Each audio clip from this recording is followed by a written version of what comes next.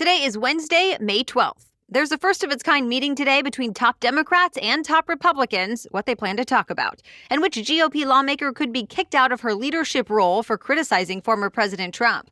Also, the first major offshore wind farm in the nation gets the green light, where it's going up and what it could mean for the future.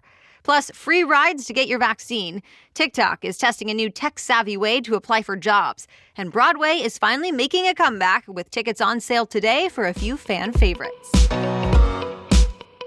Welcome to The Newsworthy. All the day's news in around 10 minutes. Fast, fair, fun, and on the go. I'm Erica Mandy. Thanks so much for being here. You ready? Let's do this. Today, for the first time since he took office, President Biden is meeting at the White House with the four top members of Congress. So we're talking about two Democrats, House Speaker Nancy Pelosi and Senate Majority Leader Chuck Schumer, along with their Republican counterparts, House Minority Leader Kevin McCarthy and Senate Minority Leader Mitch McConnell. The White House spokesperson says Biden has two goals for this meeting. One, to help Americans trust government again, and two, to find common ground on some of the nation's most pressing issues. Officials say President Biden's economic proposals will likely take priority in these talks. Remember, there's the $1.8 trillion American Families Plan that includes new spending on childcare, healthcare, education, and family leave. There's also his $2.3 trillion infrastructure package. It includes new spending on roads, internet access, water systems, and more. But to pay for them, the richest Americans and corporations would likely see tax increases. Already, some Republicans have said that would hurt the economy and that not everything included in these proposals is necessary. But Democrats disagree, saying they could be key to helping the economy recover. Either way, Biden will likely need at least some support from both sides of the aisle before his proposals would become law. And right now, at least, he seems optimistic. Aside from today's talks, Biden is also meeting with a group of Republican senators tomorrow to talk about compromises, and he's still hoping he can sign a bill into law as early as this summer. Stay tuned. The number 3 Republican in the U.S. House could lose her leadership role today. Congresswoman Liz Cheneys Future is on the line.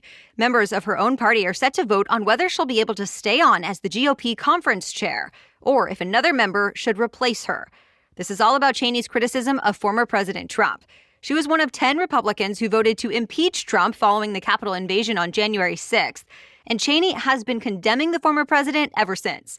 She says he incited the riot and has been spreading lies about the presidential election. Trump says that's not true and that the election was stolen from him, even though state election officials, the Justice Department, and several courts have said there's no evidence of widespread fraud. Well, House Minority Leader Kevin McCarthy says he's had enough of this back and forth, so he wants to replace Cheney with someone who will be more unifying. Still, Representative Cheney says she's not going to be silenced. Ahead of the vote, she gave a speech on the House floor last night. She said everyone in Congress has a duty to prevent democracy from unraveling. Still, her party is expected to vote her out. The top 2 Republicans in the House want Congresswoman Elise Stefanik to replace Cheney. Unlike Cheney, Stefanik has been one of former President Trump's biggest allies. After that, it will be up to voters to decide what comes next for Cheney. She's up for re-election next year, and at least 5 Republicans have already filed paperwork to run against her. The man accused of killing 8 people at 3 Atlanta area spas is now formally charged with murder, and prosecutors say they're going to pursue hate crime charges as well. They now say the shooter targeted some of the victims specifically because they were of Asian descent. You might remember after the attacks happened back in March, the suspect told police it was not about race, that instead he claimed to be struggling with a sex addiction and wanted to eliminate temptation. Well, one of the prosecutors now says she's reviewed his statements and thinks hate crime charges are appropriate. Georgia actually has not had a hate crime law for very long. It just went into effect this past July. So this prosecutor is believed to be the first in the state to use it. She'll also be seeking the death penalty. So far, though, a trial date has not been set. Well, fighting is escalating in the Middle East to a level not seen in the last 7 years. As of early this morning, reports say at least 35 Palestinians and 5 Israelis have been killed. Hundreds of Palestinians and about 100 Israelis have been reported hurt. Over the last 24 hours, Palestinian rockets rained down almost nonstop over parts of Israel. On the other side, the Israeli airstrikes have not been as numerous, but they've caused more damage. One of them brought down the largest residential building in Gaza. Another destroyed the central police headquarters there. This is all over ongoing religious tensions in the contested city of Jerusalem. And this violence is happening during the Muslim holiday of Ramadan, so religious sentiments are especially high. And things could still get worse. Both Israel's prime minister and Palestinian militants from the Hamas group have said more attacks are coming. But international diplomats are at least hoping to put an end to it. The AP says the United Nations Security Council has an emergency meeting scheduled for today to talk about the violence and a possible ceasefire. Construction could start soon on the first major offshore wind farm in the United States. The Biden administration gave the $3 billion project final approval this week. It calls for up to 84 wind turbines to go up in the Atlantic Ocean off the coast of Martha's Vineyard, Massachusetts. Together, they could generate enough electricity to power about 400,000 homes. It's all part of a government push to tackle climate change and create new jobs in the process. But not everyone is happy with this initiative. Commercial fishing groups, for example, worry the wind turbines will harm marine life. Also, some Republicans are skeptical of Biden's new job claims. They also worry how the president's focus on wind energy instead of new oil and gas leases could impact the workers in that industry. Still, the Biden administration is pushing forward. The Vineyard Wind Project is expected to be done in about 2 years, and a dozen others along the East Coast are now under federal review. The Interior Department says by the end of the decade, there could be about 2,000 turbines along the coast from Massachusetts to North Carolina. More news is just ahead, but first, a quick break to thank our sponsor, Framebridge. I really recommend using Framebridge for all your framing and gifting needs. I had such a great experience. I bought some digital photos for our new nursery, and then it was so easy to just upload them to Framebridge and see those exact photos in dozens of different frame styles. I still couldn't decide which frame, so I used their free service to work with a talented designer and get recommendations.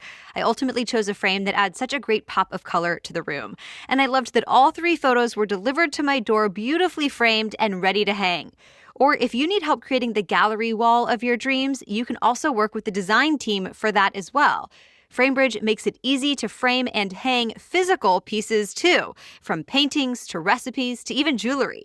So get started today. Frame your photos or send someone the perfect gift. Go to framebridge.com and use the promo code Newsworthy to save an additional 15% off your first order. Just go to framebridge.com with the promo code Newsworthy. That's framebridge.com with the promo code Newsworthy. Okay, now back to the news.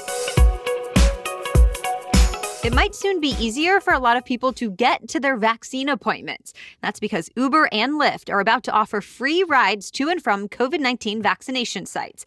The ride-sharing companies are partnering with the White House on this. Remember, the Biden administration has set a goal of getting at least 70% of American adults to have gotten at least 1 dose of the vaccine by the 4th of July. So far, the CDC says about 45% of American adults are fully vaccinated, while 59% have received at least 1 shot.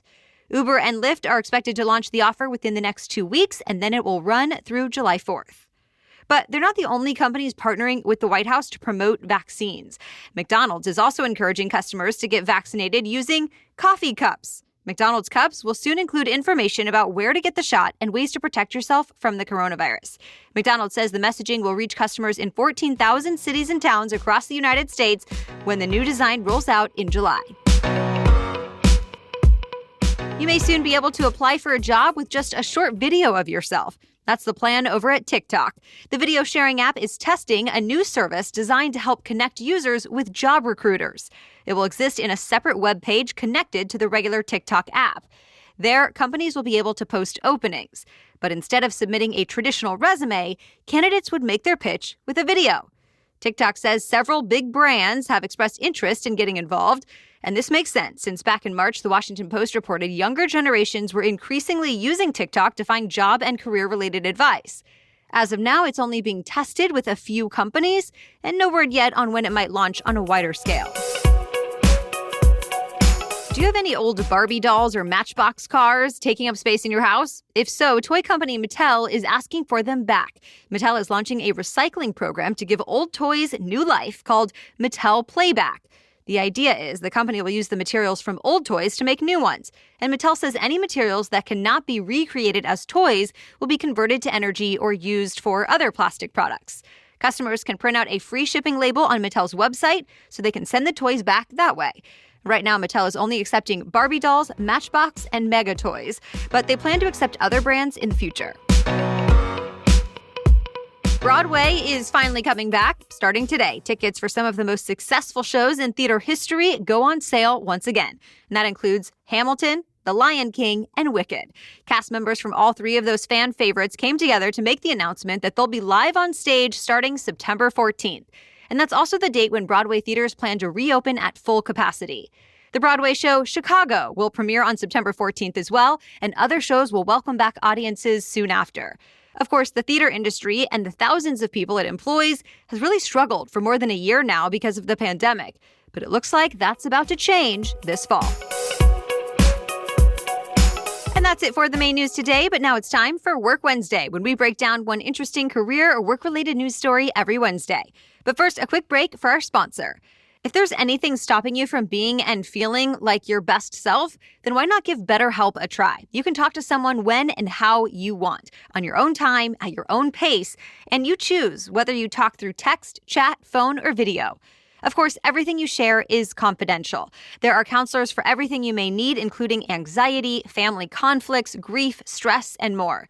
BetterHelp will assess your needs and then match you with your own licensed professional therapist, and you can start communicating in less than 24 hours, all without any offices or waiting rooms. And it's easy and free to change counselors anytime to make sure you get the right fit for you. If you've ever thought of giving this a try, now is the time, because the Newsworthy listeners get 10% off your first month just by visiting BetterHelp.com/newsworthy. I want you to start living a happier life today. So get 10% off your first month at BetterHelp.com/newsworthy. Again, that's BetterHelp, H-E-L-P, BetterHelp.com/newsworthy. Okay, now back to Work Wednesday. So it turns out, even though hiring has not quite reached expectations, there are more jobs open than ever before in the U.S.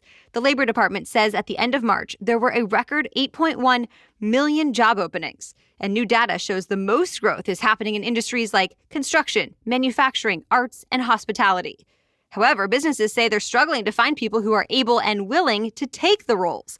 Economists say a few things are to blame. Some might still be worried about getting COVID-19. Others might not have adequate childcare. And then there are people who still want to take advantage of expanded jobless benefits while they last. That said, those problems will likely be temporary. The extra unemployment benefits are set to expire in early September, and most students are expected to go back to school in person in the fall, so that could solve the childcare issue.